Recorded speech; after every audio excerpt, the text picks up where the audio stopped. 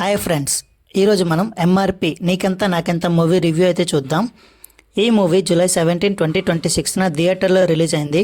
But అప్పుడు చూడలేకపోయాను. ఇప్పుడు జియో హాట్స్టార్లో అవైలబుల్గా అయితే వచ్చింది.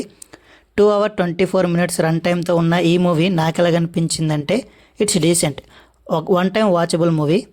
మీకు కామెడీ నచ్చితే యూ కెన్ ప్రిఫర్, ట్విస్ట్ నచ్చితే you can prefer, suspense and crime నచ్చితే యూ కెన్ ఆల్సో ప్రిఫర్. ఇక స్టోరీ విషయానికి వస్తే, ముగ్గురు ఫ్రెండ్స్ ఉంటారు. వాళ్ళు సెటిల్ అవ్వడానికి ఒక బిజినెస్ స్టార్ట్ చేద్దాం అనుకుంటారు. దానికోసం అప్పు తీసుకుంటారు.